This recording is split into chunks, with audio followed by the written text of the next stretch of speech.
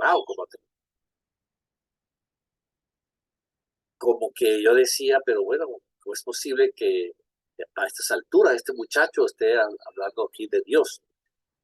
Y bueno, pues yo puse una serie de objeciones, básicamente las objeciones mías tenían que ver con las fiestas. Yo era un muchacho de 18 años y tenía temor de que meterme al cristianismo o a la religiosidad eh, quitara de mí pues la posibilidad de ir a fiestas, de divertirme. No tenía grandes conflictos emocionales ni conflictos con la verdad. No me consideraba tampoco un ateo. Y este joven, no, después me lo encontraba hasta en la sopa en la universidad. Él hacía que yo me cruzara con él, yo me le escondía, lo veía de lejos y huía, pero él siempre de una u otra manera insistió en responder mis dudas, mis preguntas. Y él me decía, es que Cristo te quiere dar paz. Y yo le decía, pero yo tengo paz. Cristo te quiere dar amor. Y yo decía, yo tengo gente que me ama. Cristo te quiere dar felicidad. Y yo decía, yo me siento feliz. Y bueno, al fin él se rindió hasta cierto punto. Y lo que me dijo fue, bueno, Wilson, tú eres un privilegiado porque tienes todo eso. Hay mucha gente que sufre. Pero a lo mejor lo que Dios quiere darte es abundancia de paz, abundancia de amor, abundancia de felicidad, porque tú no sabes si la felicidad que tienes ahora la puedas perder mañana. Y eso sí tocó bastante mi corazón. Cuando él me leyó Juan 10:10, ese versículo me impresionó la segunda parte, porque yo he venido para que tengan vida y para que la tengan en abundancia. Y yo tuve que reconocer que de alguna u otra manera pues había un faltante en mi vida, en mi corazón, que yo lo había reemplazado con una serie de imágenes, las fiestas, las amigas, los amigos, la universidad, el trabajo, etcétera, etcétera. Cuando yo acepté a Jesús en mi corazón, pues nada extraordinario pasó. Yo había visto mucha gente que aceptaba a Jesús y se caían y lloraban. Yo pues no sentí nada, además hasta pensé que nada había sucedido, pero poco a poco hubo una serie de cambios radicales en mi vida, que como fue yo era una persona muy egoísta, pensaba en mí mismo y empecé a pensar en las demás personas, ¿no? También el encontrarme con la palabra de Dios tuvo un cambio completo. Para mí la palabra de Dios es un libro muerto, un libro religioso, pero ahora cuando lo leía descubría que era muy actual, eran palabras como para mí. Empecé a aprender a orar, aunque al principio se me hacía extraño como hablarle al aire. Poco a poco empecé a darme cuenta que tenía respuestas de Dios, ¿verdad? Mi cambio fue paulatino, no fue un cambio dramático. Es más, Dios tuvo inicialmente que vencer una serie de ídolos, derrumbar, destruir una serie de patrones de ideas en las cuales estaba basada mi confianza, para luego hacerme caminar en los caminos de Dios. Y bueno, pensar en esa época, pues le trae a uno nostalgia, ¿no? Una época de muchas controversias. Cuando yo acepté al Señor, estaba muy de moda el conflicto con la verdad, el cristianismo versus el comunismo.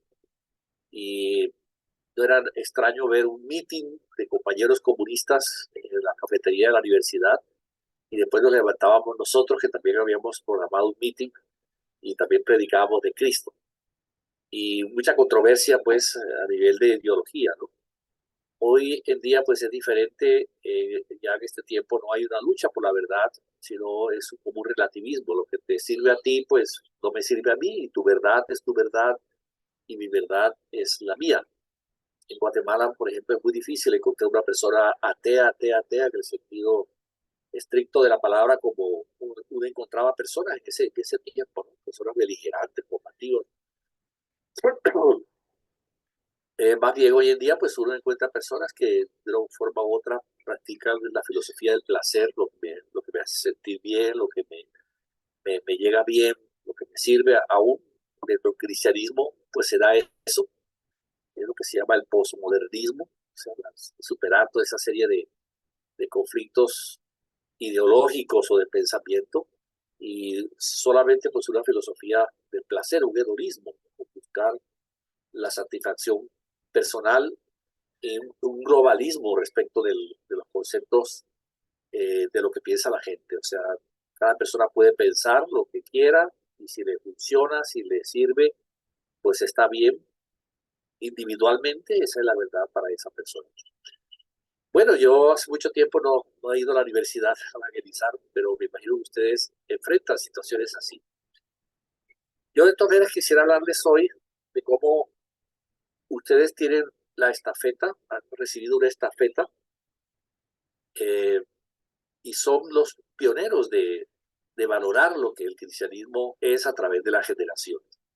Y cuán importante pues es que nosotros nos sintamos privilegiados de escoger una verdad que no está basada en los vaivenes actuales de la sociedad o lo que el mundo piensa hoy que puede no ser verdad mañana, no una verdad que ustedes enseñan y proclaman que ha sido verdad a través de la historia, a través de los siglos.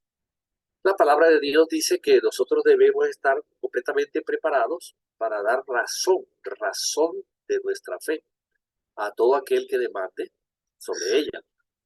Y así como hay personas que lo que buscan es controversia por controversia, hay personas que genuinamente están interesadas en encontrar respuestas. Y entonces nosotros, en un ambiente universitario, tenemos que estar medianamente preparados para poder ofrecer respuestas. Por ejemplo, creer que Dios existe en últimas es un paso de fe. Creer en un Dios que no vemos ni que sentimos y que a veces no escuchamos. Creer en eso es un paso de fe. Pero por supuesto que hay ciertas razones por las cuales nosotros podemos mostrarle a las personas intelectualmente la realidad, ¿verdad?, de las cosas que nosotros creemos y profesamos.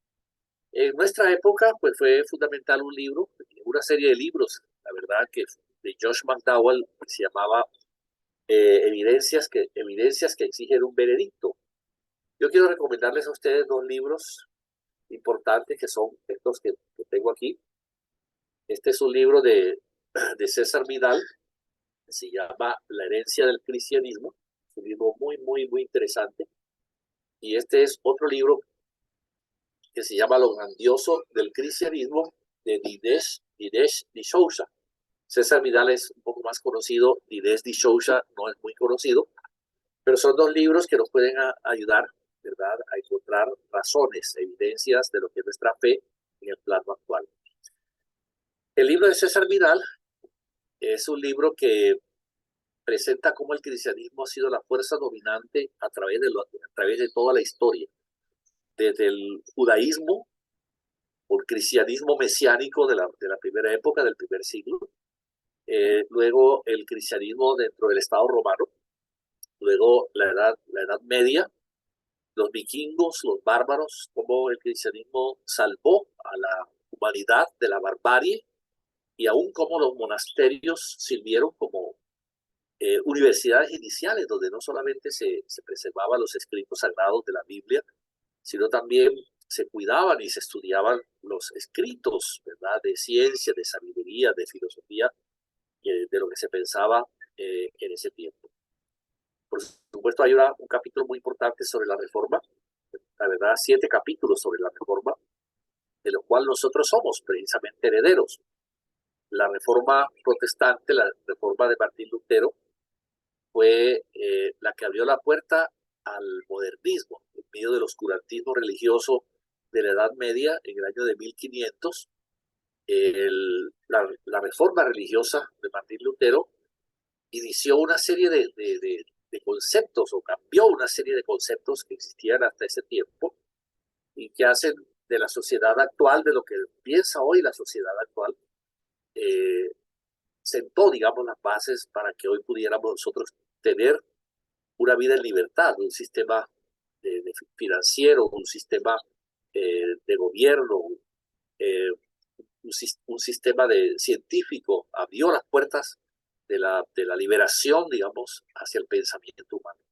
Aún, como en realidad se enseña la palabra de Dios, aunque esa apertura hacia el pensamiento humano pudiera funcionar aún en contra del mismo cristianismo, o sea, a unos mismos pensamientos que actualmente se han opuesto al cristianismo, es parte de la libertad que el cristianismo ha dado al ser humano de disentir, de criticar y de pensar de una manera diferente. Y lo grandioso del cristianismo, el libro de Dinesh D'Souza, es un libro que toca el ateísmo y cómo el ateísmo puede ser contrarrestado o nosotros podemos darle razones específicas al hombre, al ser humano, de cómo Dios, digamos, existe aún desde el mismo punto de la ciencia. Son dos libros que yo les recomiendo para ustedes afirmar su fe. Y aunque hoy en día, pues, les decía, no hay una controversia tan fuerte respecto a estas cosas, todos los movimientos morales que se ven en el tiempo de ahora tratan de demostrar cómo el cristianismo es algo que ha sido pasado de moda, ¿no? Eso es el tiempo arcaico, ya eso no sirve. Es decir, todo lo que se enseña actualmente trata de hacer que nosotros nos sintamos hasta avergonzados de ser cristianos. Y lo que necesitamos es encontrar que nosotros representamos una facción del pensamiento humano y hay que presentarlo así al mundo como una facción del pensamiento humano. Es decir, para nosotros es la verdad. Jesús dijo, yo soy el camino, la verdad y la vida, pero para lo que piensa sus compañeros de clase que están alrededor, Jesús es otro más, otro pensador más. Y entonces uno tiene que presentar, digamos, la verdad como una posibilidad, pero una posibilidad razonable. Y yo quisiera referirme a esos 7 capítulos que hablan de la reforma y mostrarles a ustedes la importancia, digamos, de esos momentos. Ya durante 1500 años desde el nacimiento de Cristo hasta el momento de la reforma, el cristianismo había deambulado por una serie pues, de pasajes, digamos, de su historia, de un cristianismo judío a luego ser un cristianismo romano, y aunque hubo muchas cosas importantes en la ciencia, en el arte, en el pensamiento, en esos años, también el cristianismo medieval deambuló hacia la destrucción de la verdadera espiritualidad. La Inquisición en el año 1200, el descubrimiento de América en el 1492, como conocemos, trajo una nueva forma de pensar y la destrucción de muchos de los mitos que se vivían en ese tiempo. La imprenta de Gutenberg fue otra de los eventos importantes en 1450. Gutenberg, el primer libro que él imprimió en sus imprentas de tipos móviles fue precisamente la Biblia. Y también podemos mencionar algunos reformadores o prereformadores antes de Martín Lutero, como Francisco de Asís, como Teresa de Ávila y como Ignacio de Loyola. En el mundo evangélico, el mundo protestante, hablar de esos 3 personajes es como poner cruz y calavera, ¿no? Y bueno, nosotros podemos no estar totalmente de acuerdo con sus conceptos teológicos, pero tenemos que reconocer, ¿verdad?, que estas personas sí desarrollaron unas ideas de cambio que eran necesarios en la iglesia naciente de esa época. Por ejemplo, Francisco de Asís fue un movimiento de reforma versus a la gran cantidad de boato y de riqueza, digamos, que la iglesia tenía en esa época. O sea, la iglesia se había convertido en un lugar donde se perseguían, digamos, los dineros. Y Francisco de Asís, con sus votos de pobreza y todo aquello, fue una manera de enseñar a la iglesia que había que volver al origen. Bueno, hoy en día hay todo un énfasis también hacia la riqueza en la iglesia cristiana. También de pronto leer un poquito los escritos de Francisco de Asís serviría a los movimientos evangélicos o protestantes actuales para entender, ¿verdad?, que la verdadera espiritualidad no está en la cantidad de bienes que se poseen. Teresa de Ávila, pues fue una tremenda reformadora hacia la espiritualidad. Ella se dio cuenta que se había perdido la oración y la meditación y se concentró en buscar, digamos, elevar su espíritu y encontrar la realidad de Dios. E Ignacio de Loyola, que era un ex militar, fundó la Compañía de Jesús y exportó misioneros a todo el mundo. Y hablando un poco de las misiones es lo que le da el norte a la iglesia. Cuando la iglesia no tiene un concepto misionero, deambula en amar más las cosas de lo que es este mundo, en lograr objetivos cercanos y locales. Bueno, estando en esto, entonces Martín Lutero inició la reforma. Martín Lutero era un fraile dominico y estando como profesor de Romanos, encontró Romanos 5.1 y fue el verso clave, ¿no? Romanos 5.1 dice, justificados pues por la fe, tenemos paz para con Dios por medio de nuestro Señor Jesucristo. Y él descubrió entonces que los sacramentos no son los que dan gracia para salvación, sino la obra redentora de Cristo. Cómo somos salvos por la gracia mediante la fe. Martín Lutero es conocido por oponerse al cobrador de indulgencia Tetzel. En ese tiempo la Iglesia Católica necesitaba construir una serie de catedrales y vendía en cierta manera la salvación. Traiga esta plata aquí y entonces pues usted se le perdonan los pecados y ya no va al infierno. Bueno, Lutero entonces se opuso a la venta de las indulgencias y el 31 de octubre de 1517 pegó en las puertas de su parroquia, porque era un fraile de su parroquia, las famosas 95 tesis, en las cuales él protestaba por esto otro, denunciaba esto y esto otro. Básicamente Lutero enseñaba que el Papa no estaba por encima de las escrituras y los concilios generales y las conclusiones de esos concilios podrían en realidad errar. Lutero fue excomulgado y los príncipes, los alemanes, lo secuestraron y lo llevaron a Alemania, lo protegieron en Alemania. La labor más importante de Lutero fue la traducción de la Biblia. Él se encerró en digamos, en los palacios de estos príncipes alemanes y él tradujo la Biblia, que hasta ese momento pues solo podía ser leída en los idiomas originales, el griego, el hebreo y el latín. A través de la Biblia se promovió alfabetizar a la población mundial para que leyera la Biblia en su propio idioma. Bueno, la importancia de Lutero es que él libró al ser humano de mediadores, de intermediarios y colocó en el centro de la predicación a la cruz de Cristo. O sea, en ese tiempo pues había que buscar los sacramentos, había que buscar a los santos, cosas así. Y entonces liberó al ser humano de estar dependiendo, ¿verdad?, de esa humanidad y colocó en el centro de la predicación a Jesucristo. Se conoce a la Reforma por tres escritos que se ampliaron después a 5. Solo Christus, solo Escritura y sola gracia. O sea, solo Cristo, solamente la Escritura y solamente la gracia. Luego lo ampliaron a solo fe y solo la gloria de Dios. Estos 5 puntos son muy importantes en el concepto reformado de la Biblia.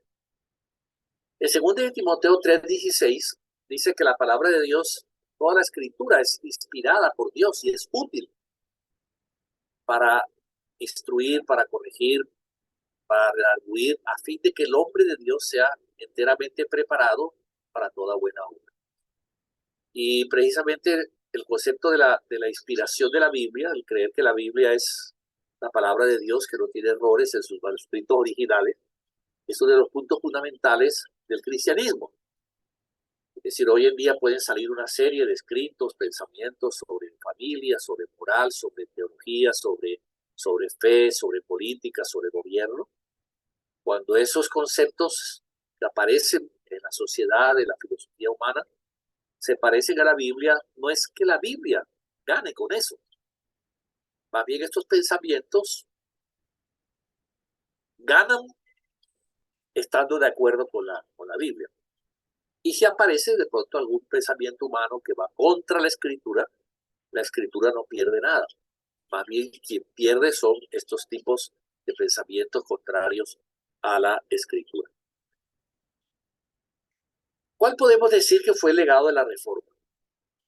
Hebreos 4:12 dice que la palabra de Dios es viva y es eficaz y es más cortante que toda espada de dos filos y penetra hasta partir el alma y los huesos y penetra hasta las coyunturas y la médula del corazón. Bueno, una de las cosas que cambió la Reforma y sobre todo sus pensadores posteriores como Knox y Juan Calvino, que fueron los que sí estructuraron el pensamiento reformado, fue la visión del trabajo. Hasta ese momento se consideraba que el trabajo era un castigo de Dios y entre más físico fuera el trabajo, más degradado era el hombre. Bueno, los reformadores enseñaron que trabajar era orar y que tan piadoso era el trabajo del monje que musitaba oraciones en su convento, como tan piadoso era el trabajo del campesino que laboraba la tierra. Todo trabajo era digno, todo trabajo era parte de la vocación de Dios. Usted puede pensar las tremendas implicaciones que eso tiene hasta nuestros días. Es decir, no somos más que otros por el trabajo que tenemos. Somos iguales ante los ojos de Dios, simplemente pues tenemos capacidades diferentes. Es decir, tan persona importante es el ama de casa como la empleada que le sirve en casa. Simplemente son funciones diferentes. También la reforma influyó la manera de ver el dinero y las finanzas. En ese tiempo se miraba el dinero como una manera de espiritualidad. Entre más bienes, entre más se poseían las cosas de este mundo. Se satanizó a los judíos porque manejaban la banca mundial. Sin embargo, la reforma enseñó que los principios importantes de lo que era el ahorro, de lo que era el gasto, de lo que era invertir con sabiduría.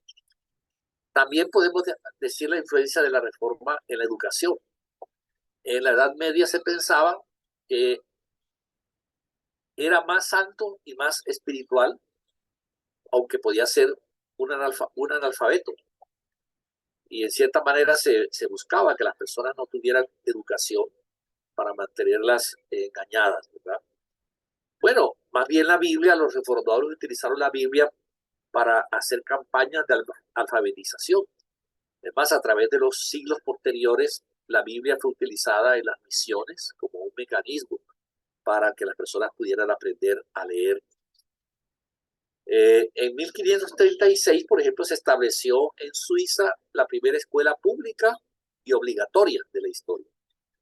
También respecto de la ciencia, se ha hablado muchísimo cómo la Biblia y el cristianismo se oponen a la ciencia. Pero la reforma lo que buscó fue cambiar el concepto que se tenía en la Edad Media de que se frenaban, digamos, y se veían como herejía los descubrimientos científicos. La reforma, a través de los salmos, mostró la importancia de investigar el cosmos y el mandato de dominar la creación de Dios. El Salmo 19 dice: los cielos cuentan la gloria de Dios y el firmamento anuncia la gloria de sus manos. Entonces, los reformadores enseñaron a mirar la naturaleza y descubrir allí los conceptos de Dios. Se hizo énfasis en el método científico y es impresionante que el telescopio y el microscopio fueron investigaciones o fueron descubrimientos de reformadores holandeses, de cristianos reformados holandeses. Cuando se habla de Francis Bacon, de Johannes Kepler, de Robert Boyle, de Isaac Newton, de Michael Faraday y tantos otros de los cuales escuchamos en nuestras universidades, como Galileo, como Blas Pascal, como Renato Descartes, de una forma u otra, para ellos no era ningún problema tener a un lado un estudio de ciencia, lo que estudiaban sobre las leyes físicas, sobre el sonido, sobre la luz, y al otro lado, pues, tener otro libro con el cual estaban estudiando las escrituras. Algo muy importante de la reforma fue la primacía de la ley. En la época feudal se creía que la institución, la monarquía, era mucho más importante de la ley. Es decir, los reyes estaban por encima de la ley moral y de la ley civil. Bueno, la reforma enseñó, todos los calvinistas enseñaron y practicaron que las instituciones debían someterse a la ley y por lo tanto los gobernantes podían ser juzgados bajo la ley civil y la ley de Dios. Los pecados veniales. El feudalismo establecía una vida basada en la mentira, una negación de la propiedad y un relativismo moral escandaloso. Bueno, la reforma volvió a la gente veraz y estableció las bases importantes de la propiedad privada. En esa época, en la monarquía, pues la propiedad era del monarca, ¿no? Aquellas historias de la gente que era encarcelada porque mataba un venado del rey, por ejemplo, ¿no? Bueno, la reforma estableció las bases de algo que es muy importante en nuestro tiempo y es el derecho a la propiedad privada. Y por último, podemos decir sobre la división de poderes. La reforma descubrió que el poder absoluto corrompe, porque el poder está en una sola persona. El ser humano tiene una tendencia hacia lo malo y entonces hay que establecer límites a su capacidad de manejar el poder.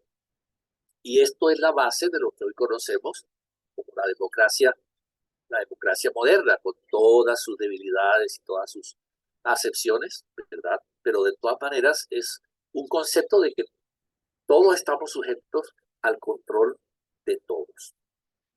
Bueno, cuando nosotros miramos estos conceptos sobre la reforma, nosotros podemos darnos cuenta que de una cierta u otra manera estos son pilares de lo que podemos mencionar como las bases, ¿no? Las bases de lo que es la sociedad moderna. De una forma u otra, el retorno a la enseñanza de la Biblia, el retorno a los conceptos cristianos, aún hacia la libertad de culto, de conciencia y de pensamiento, aún aunque eso pueda estar con el peligro de que otros puedan pensar de una manera diferente al pensar bíblico o al pensar del cristianismo, es parte de los pilares, ¿no? De lo que es la sociedad actual, la sociedad moderna. Bueno, yo quería compartirles esto porque esto debe llenarnos a nosotros de valoración sobre lo que nosotros tenemos. Nosotros representamos un legado transmitido a través de generaciones. Como San Pablo le decía a Timoteo, guarda el depósito, guarda el depósito. O sea, es como que recibiéramos generación tras generación una estafeta. Muchos pensamientos humanos desaparecen, van quedando en el olvido, pero cada generación de una u otra manera tiene personas como ustedes, jóvenes, en el umbral de la vida, jóvenes con una vida por delante, que hasta cierto punto restringen sus propias libertades para experimentar, ¿verdad? La verdadera libertad, que es creer y confiar en aquel que es libre. Por supuesto, es verdad que el cristianismo nos reduce las posibilidades de una vida de placer, de una vida de hedonismo. Hay cosas que sí es y cosas que no es. Pero en realidad, pues, la verdadera forma de enfrentar esos sí es y esos no es reconocer lo que nosotros valemos. Y que cuando decimos no o cuando decimos sí, no lo hacemos desde un punto de vista religioso o por miedo a un castigo o al más allá o lo que va a pasar, sino simplemente porque nosotros valoramos lo que creemos y lo que pensamos. Dios les bendiga y Dios les utilice. Ustedes son héroes en un mundo difícil, conflictivo, un mundo de presiones y de dificultades. Dios les bendiga mucho. Wilson, muchísimas gracias por este tema tan significativo, tan relevante para todos. Yo creo que cada uno de nosotros ha sido enseñado. Dentro del proceso de nuestra reunión, en esta parte, pues los jóvenes son motivados a que estos misioneros te hagan preguntas. Entonces, están abiertos los micrófonos, muchachos, aprovechemos a Wilson, córchenlo, por favor. ¿Qué pregunta quieren hacerle acerca del tema o qué consejo le quieren pedir? Pues obviamente él ha caminado con el Señor un poco más que nosotros, ha vivido muchísimas cosas como misionero internacional, salir de Colombia, casado, joven, en fin, hay una cantidad de cosas que les invito a que eh, pregunten porque el que pregunta aprende. Bienvenida a las preguntas. No les prometo que pueda responder todas.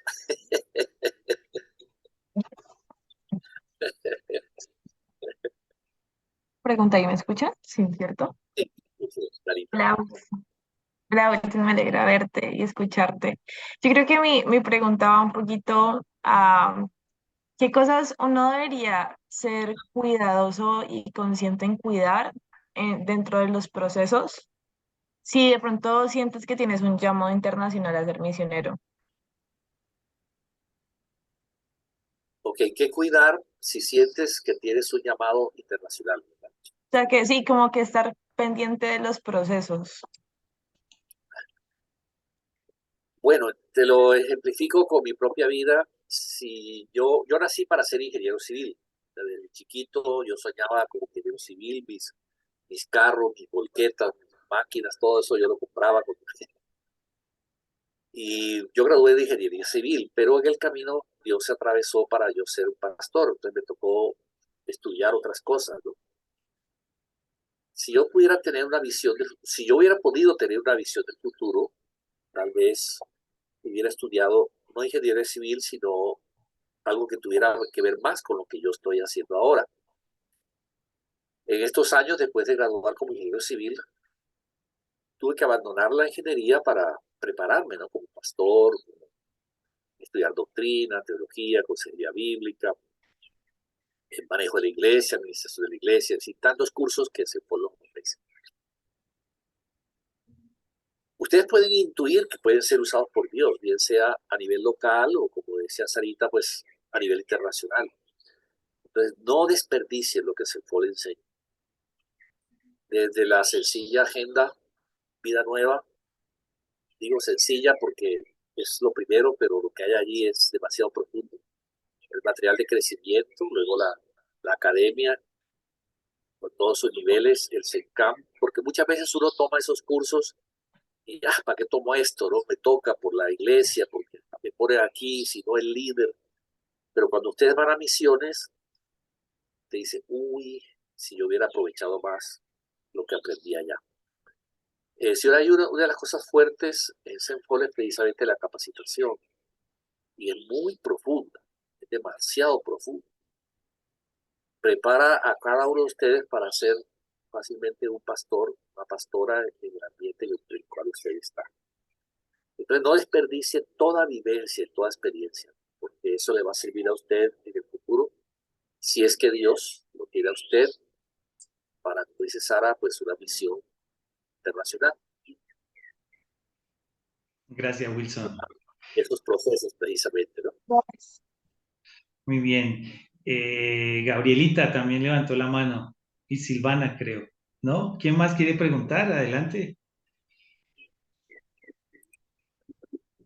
O Héctor, ¿tienes alguna pregunta? En fin, aprovechen.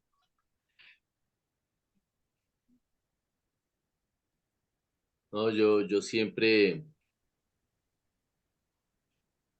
disfruto tanto escuchando al líder Wilson y me desafía tanto su capacidad de hilar las ideas y de enseñar que yo me quedo aquí hasta las 3 de la tarde escuchando a los líderes.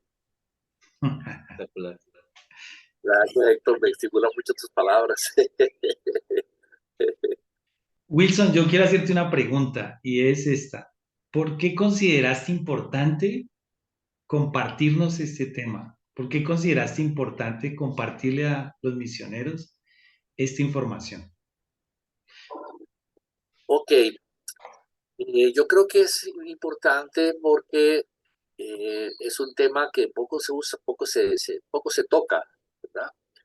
Lo que poco lo tocamos, más bien pues tocamos otros temas que tienen que ver con las personas, las necesidades de ustedes como jóvenes. Y he sido muy desafiado por esos dos libros que les compartí. Ojalá pudieran ustedes conseguirlos. Si no, pues yo tengo unos resúmenes que les puedo mandar, si lo desean, ¿verdad? Sí, por supuesto, mándenoslos. Y cuando he leído estos libros, yo me he sentido muy privilegiado. O sea, es que es increíble entender que por la gracia de Dios uno está en un camino que es la verdad. Y a veces religiosamente, pues uno ve la palabra de Dios y sí, es la verdad, es la palabra inspirada por Dios. Pero eso no lo cree el mundo. El mundo desprecia la palabra de Dios. El mundo desprecia, digamos, los conceptos morales. Hoy en día estamos siendo muy bombardeados hacia una moralidad pues, equivocada, diversos tipos de moralidad o de familia. Y todo está basado en creer que Dios no existe y que no hay una verdad única, sino que hay mil verdades.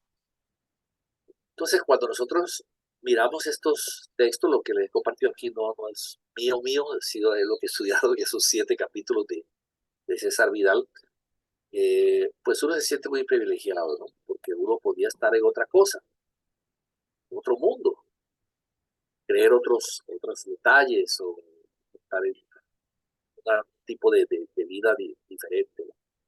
Uno está aquí por la gracia de Dios, porque Dios, de alguna u otra manera, lo capturó a uno en el camino. Y por eso pues quería compartírselo, porque ustedes tienen una vida maravillosa por delante. Yo les miro, son hermosas, hermosos, jovencitos. Y siéntase privilegiado, ¿verdad? De que en realidad ustedes han escogido la verdad. Y eso tiene un precio. La Biblia dice, escoge la verdad y no la vendes, no la vendas. Compra la verdad, no la vendas. Entonces, esa verdad tiene un tremendo valor. Y es lo que el mundo a veces trata de hacerle sentir a uno. Ah, tú eres cristiano. Ay, ¿y por qué a estas alturas de la vida? ¿Y tú crees esto? Pero en realidad, pues, al final de los tiempos seremos buscados por lo que creemos y pensamos. Gracias, Wilson. ¿Otra pregunta? Sara Daniela, muchas gracias por esa sugerencia.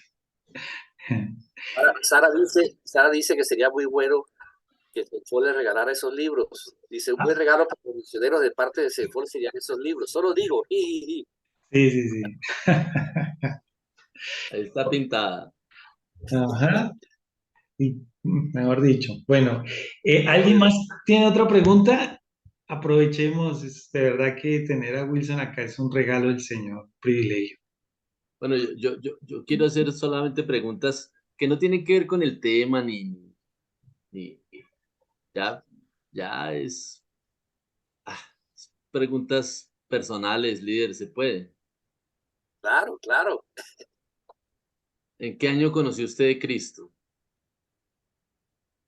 Yo conocí de Cristo en el año 73, 73. cuando 1973. A principio de este año caí en cuenta que este sería mi año de jubileo, el año 50 de conocer a Cristo. 50. ¿Y hace cuánto es casado? Soy casado, me casé en el año 78, 78. 1978, o sea, 47 años, 47. algo así. ¿Cuántos hijos? Tengo 3 hijos, ya también casados, que me han dado la bendición de 6 nietos. 6 nietos. Acá están preguntando, ¿cuántos años tenías cuando recibiste a Cristo? Dijo que 18. 18. 18 añitos. 18. Sí Sí, que te casaste de 23. 23, exacto. 23. Muy bien. Bueno. 18 ¿Y años cuánto tiempo, aquí están haciendo preguntas más trascendentales, pero es que a mí me fascina conocerle más detalles. ¿Hace cuánto estás en Guatemala? Estoy cumpliendo ahorita, estoy en mis 39 años, el 31 de marzo, 31 de marzo del año entrante, cumplo 39 años de estar aquí en Guatemala. Estar en Guatemala. O sea, construyendo el Ministerio de Guatemala.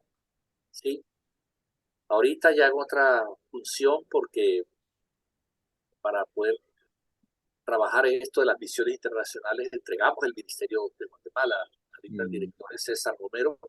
Uh-huh. Con él hicimos un proceso como de 4 años, ¿verdad? Para poder entregar el ministerio, pero mientras estoy aquí, pues participo pues de todo, ¿no? Claro, claro. Acá le están haciendo otras preguntas al líder más. A ver, ¿cuál ¿Cuál crees es? tú? Eso. A ver, Léelo, líder. pero David Castrillón dice, yo creo que nos deja la invitación de ser aquellos hijos de Dios que se actualizan con los temas del mundo de hoy. Sí, yo creo que es importante profundizar en esos temas. Cuando yo acepté al Señor, había un pensador suizo que se llamaba Francis Schaeffer, Uh-huh. y él tenía temas hasta de polución, que era una de las cosas que se hablaban allí, ¿verdad? Entonces sí es importante que nosotros, no todos nos gusta, digamos, este tipo de temas, pero sí es importante conocer pensadores cristianos que nos den respuestas en eso, ¿no? David Castrillón dice sí, Diego Bolívar dice, pero por favor, ya leímos lo de Sarita, usando mis influencias, tíos lindos. Bueno, que ya respondí eso, ¿cuántos años tenías? Yo tengo una pregunta, dice David. ¿Cuál crees tú que son los hábitos indispensables de un misionero? Qué bueno que utiliza esa palabra indispensable, ¿no? Un misionero, la característica de un misionero es que va a lugares donde no hay iglesia. Por ejemplo, ustedes están yendo a un sitio donde es un mundo diferente a la iglesia. Una cosa es estar en la iglesia y los hermanitos lindos y preciosos y hermosos, y las tostaditas y los sandwichitos y las reuniones y la alabanza. Ustedes van a un lugar donde todo es extraño. Entonces, en el caso de ustedes, pues, cuando lo ven así, imagínense cuando yo vine aquí a Guatemala que estaba solo. Entonces uno se estrella con su propia incapacidad. Una cosa es ser creyente en la iglesia y otra cosa es ser expuesto a estar solo, a no tener amigos, a no estar, más bien a experimentar el rechazo de otros, ¿no? Entonces, un hábito indispensable en misionero es una agenda bien balanceada. Una agenda que te permita a ti tiempos de oración y reflexión que uno no puede perder, porque Dios es el que llena el corazón de uno. Ni siquiera la visión lo llena a uno, el misterio. Entonces ustedes necesitan buscar a Dios todos los días profundamente. Esa agenda balanceada también debe incluir una vida personal activa, es decir, tiempos también de relax, ustedes hacen lo que ustedes quieren, desean. Es decir, el cine, caminar a un centro comercial, comerse un helado, cosas de ese tipo que a veces uno se siente culpable como perdiendo el tiempo porque hace esas cosas. Debe incluir también una vida familiar activa, pues si la tienen, en el caso ustedes son solteros, pero uno como misionero casado con hijos implica cuidar a la familia, dar tiempo a los hijos. Yo aprendí aquí en Guatemala que yo tenía que dar tiempo a mis 3 hijos y a mi esposa, y ese tiempo no era ir al súper, por ejemplo, dice, no, es que fuimos al súper todos. No, el súper es el súper. Yo tenía que darle tiempo a mi esposa y a cada uno de mis hijos. Calidad y cantidad. Ahí siempre se discute un poco sobre eso.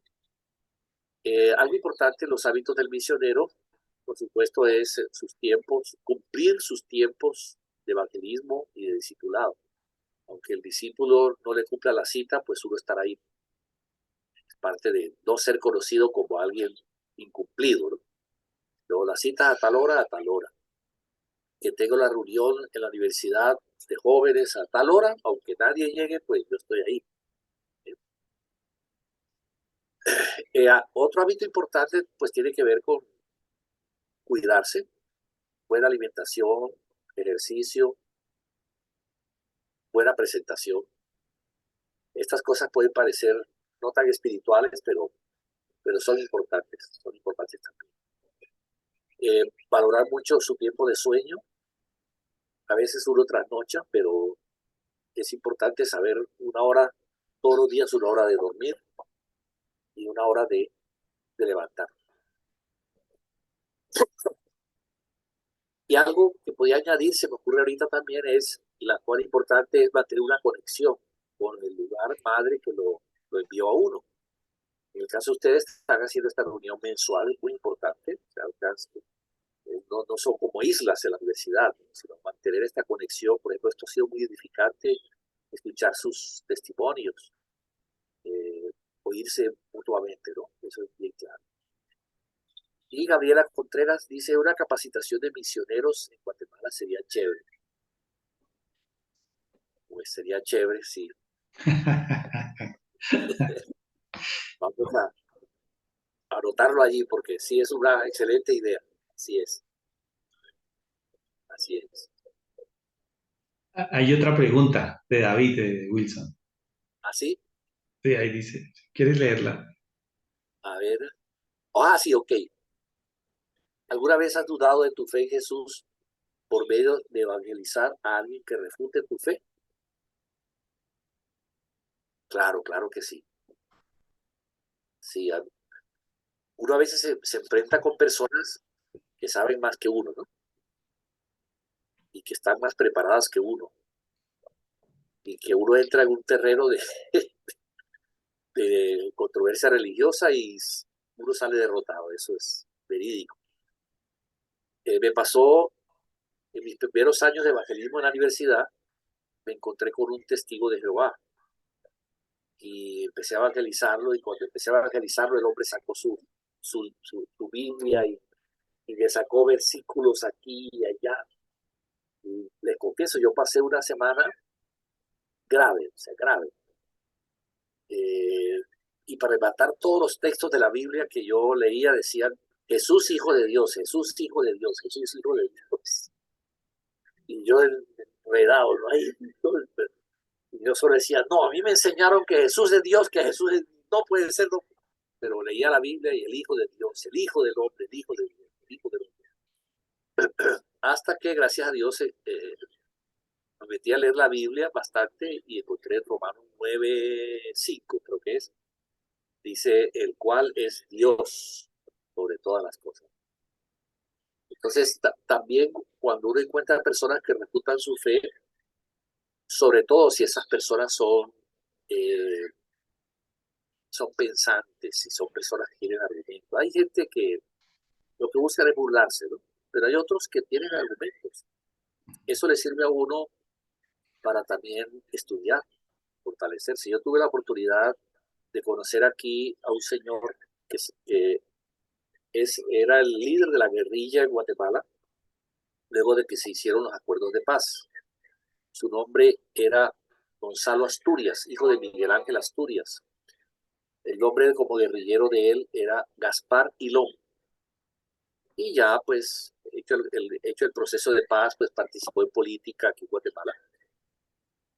Y en un ambiente social tuve oportunidad de platicar con él. Qué hombre tan interesante, sus planteamientos de izquierda, por supuesto, sus planteamientos ateos, debido a lo que él vivió y a los escritos que había aprendido. Pero es muy agradable es decir, compartir uno su fe con alguien que disiente de uno, pero de una manera correcta, con argumentos, y que lo escucha a uno también, ¿no?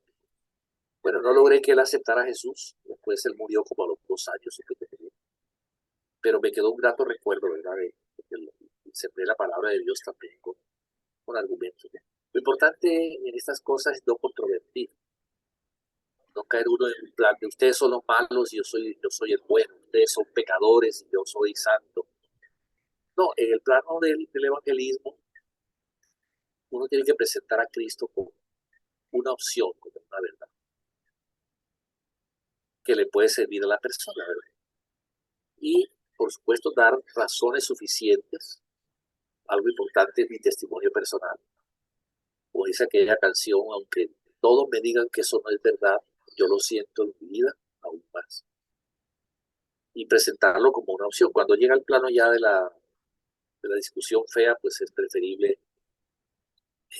Creo que era el doctor Bray, me parece que decía que si uno no logra un convertido, por lo menos que quede un amigo.